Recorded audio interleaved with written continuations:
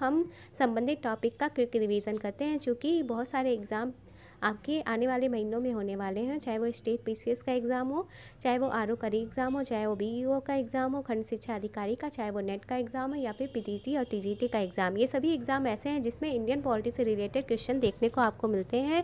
कई 10 से 12 संख्या में इंडियन पॉलिटी के क्वेश्चन आते हैं, कई 25 क्वेश्चन तक आ सकते हैं।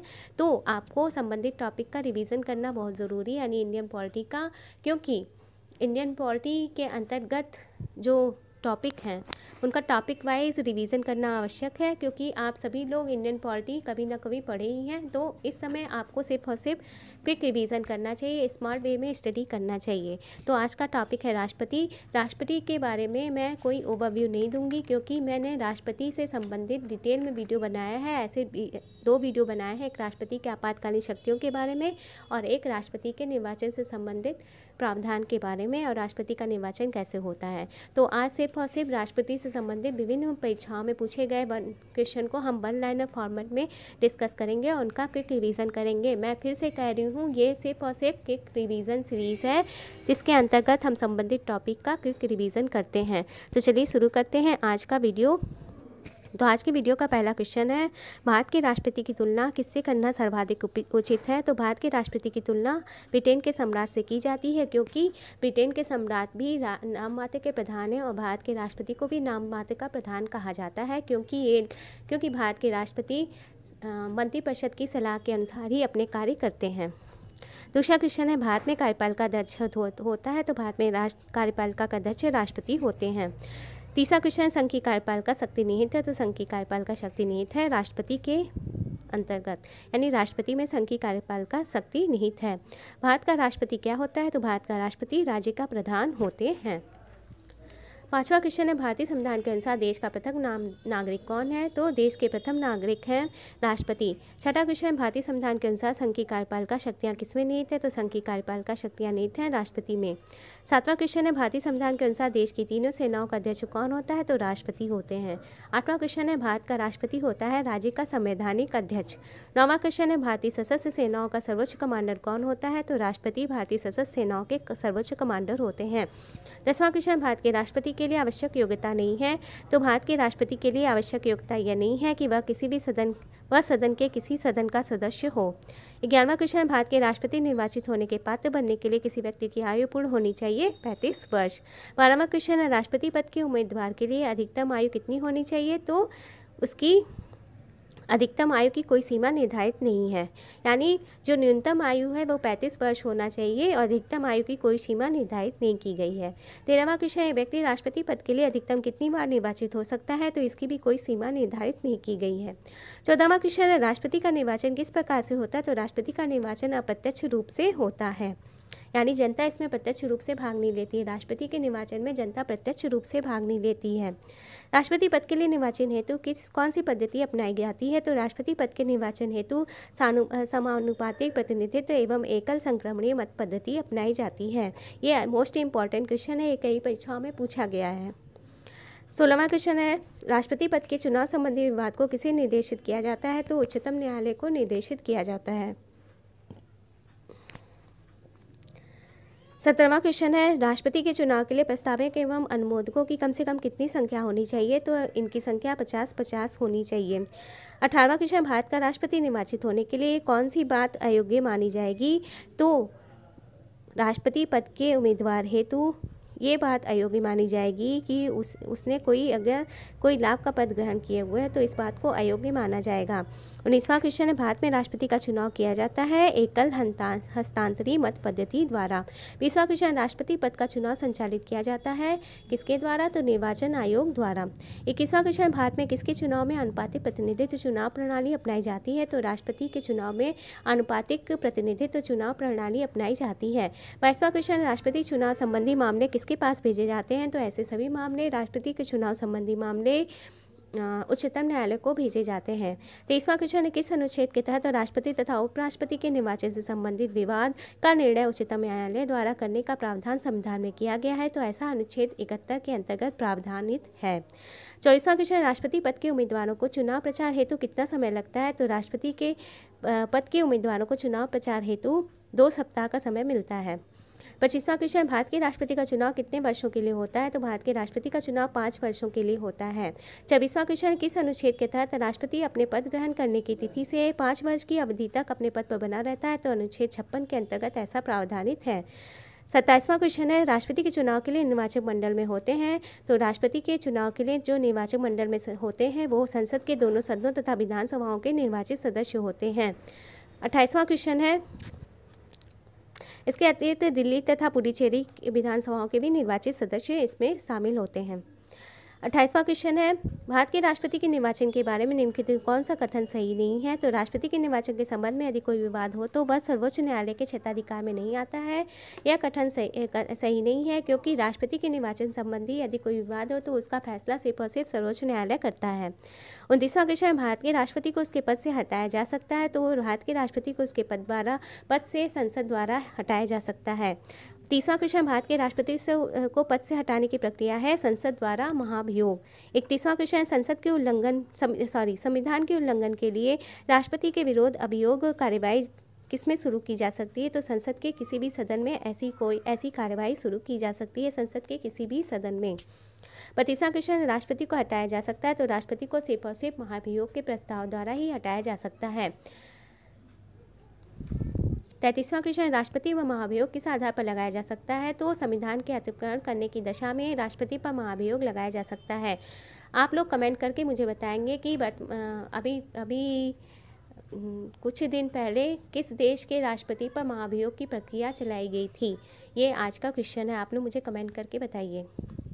हाँ, कल के वीडियो में सिर्फ और सिर्फ प्रमित शुक्ला एवं अनिल कुमार जी ने कमेंट करके क्वेश्चन का आंसर दिया था, तो ये दोनों लोग काफ़ी एक्टिव हैं। आप लोग भी एक्टिव होइए। मैं जो क्वेश्चन का आंसर आपसे पूछती हूँ उनका आंसर आप लोग जरूर से दिया करिए वीडियो में कमेंट करके। मैं उनका, आप जो भी कमेंट करके मुझे आंसर बताएगा उसका नाम मैं अगले वीडियो में जरूर से लूँगी इंडियन पॉलिटी के।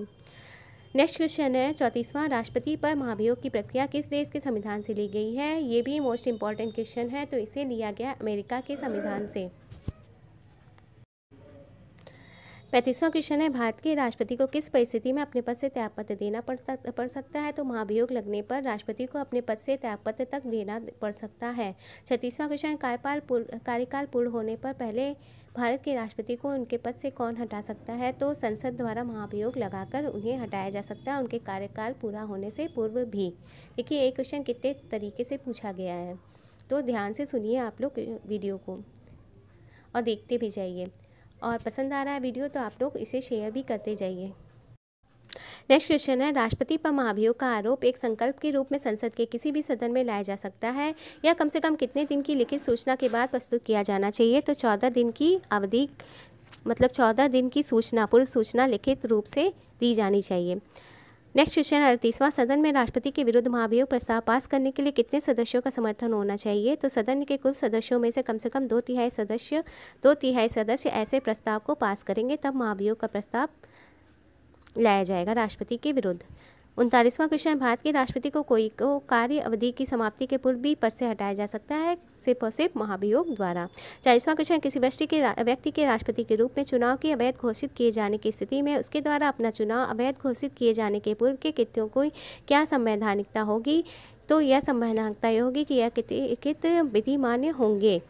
41वां क्वेश्चन है, भारत के राष्ट्रपति को महाभियोग द्वारा हटाया जा सकता है, किंतु महाभियोग की प्रक्रिया को दोषपूर्ण कहकर आलोचना की जाती है। प्रक्रिया में कौन सा दोष नहीं है?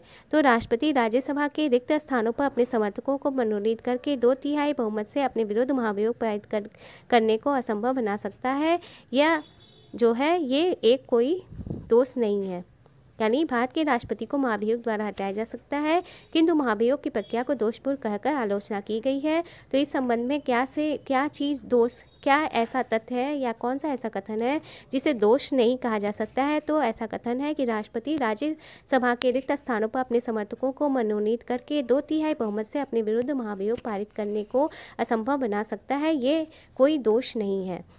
42वां क्वेश्चन है, राष्ट्रपति को कौन पद और गोपनीयता की शपथ दिलाता है? तो भारत का मुख्य न्यायाधीश।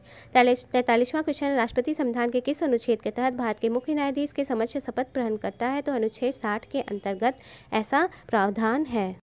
नेक्स्ट क्वेश्चन है, मुख्य न्यायाधीश की अनुपस्थिति में राष्ट्रपति किसके समक्ष शपथ लेता है? तो राष्ट्रपति सर्वोच्च न्यायालय के वरिष्ठतम न्यायाधीश के समक्ष शपथ लेता है अगर मुख्य न्यायाधीश की अनुपस्थिति हो।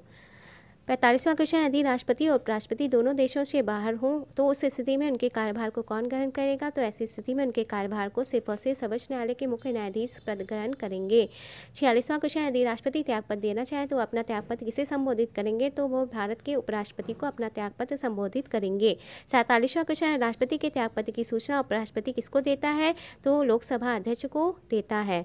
48वां क्वेश्चन, एक ही समय यदि राष्ट्रपति उपराष्ट्रपति दोनों का पद रिक्त हो जाए तो राष्ट्रपति के कृत्यों का निर्वहन कौन करेगा? तो भारत के मुख्य न्यायाधीश ऐसा करेंगे, उनके पदों का निर्वहन करेंगे। यदि मृत्यु, त्यागपत्र अथवा हटाए जाने की स्थिति में भारत के राष्ट्रपति का पद रिक्त हो जाए तो उस पद का कार्यभार कौन संभालेगा? तो उपराष्ट्रपति उनका कार्यभार संभालेंगे। 50वां क्वेश्चन, जब राष्ट्रपति मृत्यु, त्यागपत्र, पदच्युत यानी कारणों से अपने कर्तव्य को नहीं निभा सकता है तो उपराष्ट्रपति कितने समय तक राष्ट्रपति के रूप में कार्य कर सकते हैं?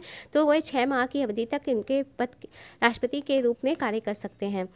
नेक्स्ट क्वेश्चन है 51वां कि भारत के कौन से राष्ट्रपति पूर्व में केंद्रीय गृह मंत्री थे? तो ज्ञानी जैल सिंह पूर्व में गृह मंत्री थे। 52वां क्वेश्चन, भारत के राष्ट्रपति निर्वाचित होने से पूर्व कौन उपराष्ट्रपति नहीं थे? तो ज्ञानी जैल सिंह उपराष्ट्रपति नहीं थे वरन ये केंद्रीय गृह मंत्री के पद पर सुशोभित थे। भारत के चौथे राष्ट्रपति कौन थे? तो बीबी गिरी भारत के चौथे राष्ट्रपति थे। आज के सीरीज का आज का जो सेकंड क्वेश्चन ये है कि आप लोग बताइए कि भारत में वर्तमान समय में जो राष्ट्रपति ने अपने पद पे सुशोभित है उनका नाम क्या है, वो उनका क्रम क्या है, उनकी क्रम संख्या क्या है, वो चौथे नंबर के राष्ट्रपति हैं भारत के। तो आप लोग मुझे कमेंट करके बताइए। आज के क्विज का दूसरा क्वेश्चन है, आज की सीरीज का दूसरा क्वेश्चन है, भारत के राष्ट्रपति वर्तमान समय में कौन है और उनका क्रम कौन सा है।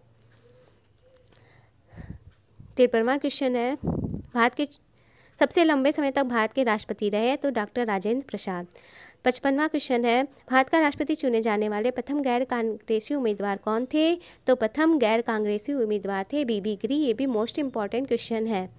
56वां क्वेश्चन, भारतीय राष्ट्रपति के सर्वसम्मति से चुने जाने का अभी तक एकमात्र उदाहरण है, तो ऐसा उदाहरण है नीलम संजीव रेड्डी जो कि निर्विरोध रूप से चुने गए थे।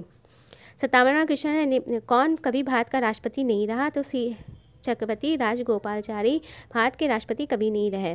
58वां क्वेश्चन है, स्वतंत्र भारत के प्रथम राष्ट्रपति कौन थे? तो स्वतंत्र भारत के प्रथम राष्ट्रपति थे doctor Rajendra Prasad. Next question है, भारत कौन लगातार 2 बार राष्ट्रपति रहे थे? तो डॉक्टर राजेंद्र प्रसाद लगातार 2 बार राष्ट्रपति रहे थे। 60वां क्वेश्चन है, भारतीय संविधान का कौन सा अनुच्छेद राष्ट्रपति के पद के लिए पुनः निर्वाचन की योग्यताएं निर्धारित करता है? तो अनुच्छेद 57 ऐसा प्रावधान करता है। 61वां क्वेश्चन है, जनता पार्टी के शासन के दौरान भारत के राष्ट्रपति कौन थे? तो नीलम संजीव रेड्डी थे। 62वां क्वेश्चन, भारत के किस राष्ट्रपति की मृत्यु कार्यकाल पूर्व ही हो गई थी? तो डॉक्टर जाकिर हुसैन की मृत्यु उनके कार्यकाल पूर्व होने से पूर्व ही हो गई थी। 63वां क्वेश्चन, भारतीय संघ के प्रतिरक्षा बलों का सर्वोच्च समादेश किस में निहित होता है? तो राष्ट्रपति में निहित होता है। 64वां क्वेश्चन, भारत का राष्ट्रपति किसकी नियुक्ति नहीं करता है? तो भारत का राष्ट्रपति उपराष्ट्रपति की नियुक्ति नहीं करता है। किसकी नियुक्ति भारत का राष्ट्रपति करता है? तो भारत के राष्ट्रपति भारत के महान्यायवादी, एक राज्य के राज्यपाल यानी राज्यों के राज्यपाल एवं नियंत्रक महालेखा परीक्षक की नियुक्ति करते हैं। कमेंट करके ये भी बताइए कि इसके अतिरिक्त भारत के राष्ट्रपति किन किन लोगों का निर्वाचन करते हैं, किन किन लोगों को नियुक्त करते हैं।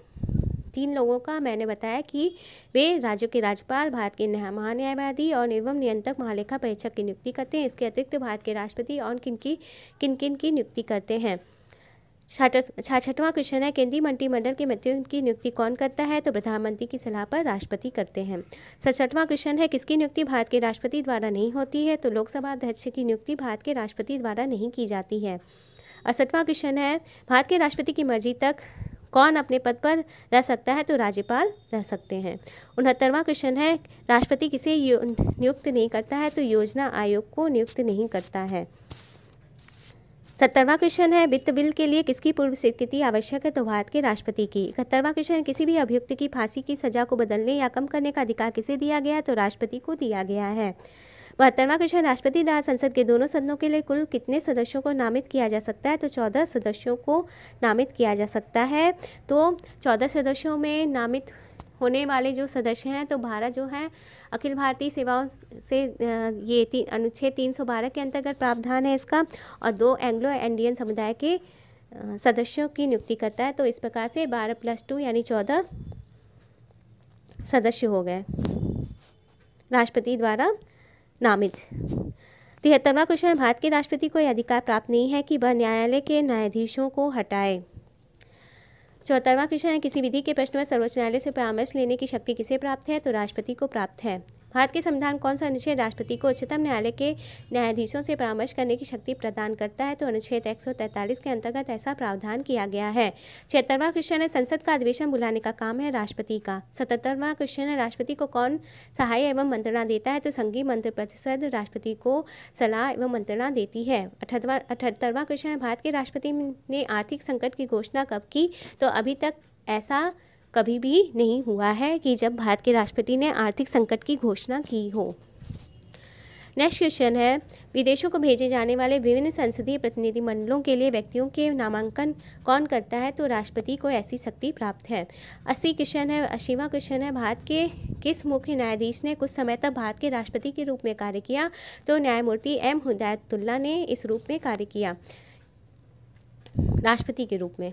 81वां क्वेश्चन है, राष्ट्रपति का कार्य क्या नहीं है? तो किसी सत्र के अंतर्गत लोकसभा की बैठकें आहूत करना, ये राष्ट्रपति का कार्य नहीं है। 82वां क्वेश्चन है, विदेशी देशों के सभी राजदूतों का कमिश्नरों के पत्र किसके द्वारा प्राप्त किए जाते हैं? तो राष्ट्रपति द्वारा प्राप्त किए जाते हैं। 83वां क्वेश्चन है, राष्ट्रपति किस विधेयक को पुनर्विचार के लिए नहीं लौटा सकता? तो गैर सरकारी विधेयक को राष्ट्रपति पुनर्विचार के लिए नहीं लौटा सकता। तो डियर फ्रेंड्स, यह था आज का वीडियो लेक्चर, जिसके अंतर्गत मैंने राष्ट्रपति टॉपिक से रिलेटेड अत्यंत महत्वपूर्ण क्वेश्चन आपसे डिस्कस किए। आशा करती हूँ आपको आज का वीडियो पसंद आया होगा। अगर पसंद आ रहा है तो प्लीज़ इन वीडियोस को लाइक करिए, शेयर करिए, और अगर मेरे चैनल पर नए आए हैं तो please subscribe the channel and hit